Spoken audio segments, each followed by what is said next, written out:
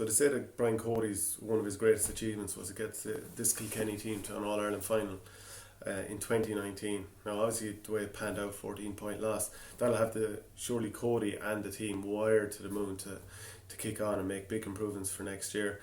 He's brought Martin Comfort into the backroom team, DJ Carey into the backroom team. So I think shaking it up rather than just thinking the same thing will work again in 2020. He's obviously trying to change things up.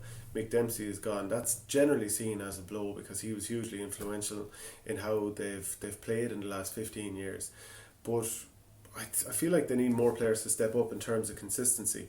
And a couple of examples. I think James Maher's a brilliant player. I think Richie Lahey's a brilliant player. But if they could put a couple more games together and get a real run through a full championship, like those two players could be devastating. Imagine them in midfield if the two of them were absolutely flying. I mean, there are a few options for midfield, but if the two of those are flying, I think you're in a fairly good spot. So those are two lads that definitely, probably hitting 23, sort of that age now, you probably want them to start finding that form. Would Pádraig Walsh go to centre back again this year? I just felt that in the Leinster final, I've probably said this before, Leinster final and All-Ireland final, that the opposition, Wexford and Tipperary, were able to play away from him.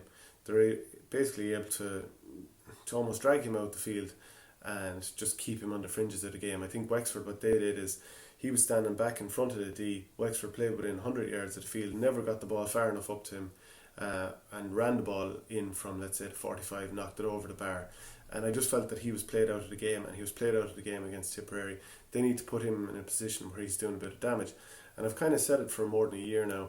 I think that for Kilkenny to be at their best, they need, as their two wing backs, players that are going to punish the team the other way. So most teams like their wing force drift out the field, and I think a good way to combat that is to have a player that if he's wing back, like Pádraig Walsh, and he's dragged out the field to the other side, to the far 65, that he's able to get possession and actually damage the other team. So if Killian Buckley was fully fit, he obviously missed a lot of last season and wasn't ever fully right. If he's fit and flying and he's wing back on one side, and if you have Pádraig Walsh the other side, imagine those two flyers constantly attacking the opposition because they're being dragged out the field. And then obviously you're going to have the right players in your marking positions playing deep from midfield, your own wing backs who are dropping back. So it's not a case of leaving the backline exposed. It's just that, much like Brendan Maher for Borrisley against Ballygunner and Thomas especially, that they know he's going to get dragged out the field. So it's nice to have a player who's going to be able to punish the opposition when doing that. Otherwise for Kilkenny, what do DJ Carey and Martin Comfort bring? That's the thing, we don't know. Like we're not 100% sure. Might make a massive difference, might make none. If you look at the team from the All-Ireland final, if you're on through it, Owen Murphy, obviously still a very good player. Paul Murphy still very good. Hugh Lawler looks like the real deal. I mean, some of his performances during the championship last year, really, really good. Joey Holden has been very, very consistent. Paddy Deegan, good play. Like there are good players throughout the entire team, but it's a case of are they still lacking probably a couple of stars based on previous years? Like there are a few players in that forward line now, without naming names, who you say, well, he's not going to exactly be a goal threat today, or he's not going to score the 5 or 6 points of the past. You know, when you had Henry Shefflin, Eddie Brennan, Richie Power, Richie Hogan when he was probably at his most devastating best.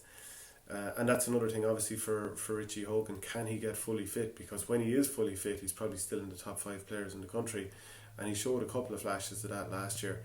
And like I think that persistent back injury has definitely kind of held him back in the last couple of years. But if he gets a full pre-season, if he hits the ground running, if the body doesn't give him trouble, he can obviously been very devastating. And then if you have Colin Fennelly, TJ Reid, if Adrian Mullen can hit the heights that he looks like he's capable of, if John Donnelly can continue his upward trajectory, because he's someone I've been impressed with, can Billy Ryan take another step on? Because I mean, I mentioned Eddie Brennan, he's from his club, he's got that sort of pace, and they shouldn't be too far away.